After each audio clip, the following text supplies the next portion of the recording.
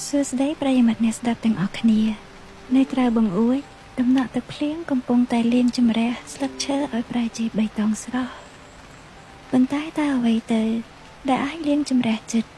និងវាសនារបស់មនុស្សយើងបានចម្លើយគឺស្ថិតនៅក្នុងភាពស្អាតគឺជាគុណធម៌សកលដែលផ្ដល់ថាមពលដល់ជីវិតលោក Booker Washington កើតមកនៅក្នុងត្រកូលទាសករស្បែកខ្មៅដែលស្ទើរតែគ្មានឱកាសទទួលបានភាពជោគជ័យកាលពីក្មេងគាត់ត្រូវធ្វើការធ្ងន់ក្នុងចម្ការកបាស់និងអណ្ដូងរ៉ាសជួងថ្មដ៏ងងឹតក្រោយមកគាត់បានការងារជាអ្នកបម្រើក្នុងផ្ទះមួយដែលមានម្ចាស់តឹងរឹងបំផុតប៉ុន្តែគាត់បានហ្វឹកហាត់ខ្លួនឯងឲ្យស្រឡាញ់ភាពស្អាតរហូតដល់កម្រិតដែលឃើញកំទេចក្រដាសតូចមួយនៅលើផ្លូវក៏ត្រូវតែរើសភ្លាមដែរនៅពេលដែលគាត់ចង់ទៅរៀនសូត្រគាត់ក៏គ្មានលុយគ្មានសញ្ញាបត្រទេប៉ុន្តែគាត់បានបង្ហាញសមត្ថភាពដ៏អស្ចារ្យគឺការបោសសម្អាតបន្ទប់រៀននិងបន្ទប់ទឹកឲ្យស្អាតឥតខ្ចោះ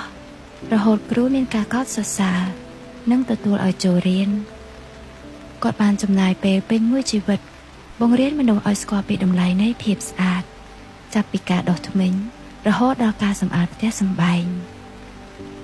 នៅពេលបរិស្ថានជុំវិញខ្លួនយើងស្អាតចិត្តរបស់យើងក៏នឹងជ្រះថ្លាហើយចិត្តដែលជ្រះថ្លានេះឯងគឺជាគ្រឹះនៃភាពជោគជ័យទាំងផ្លូវលោក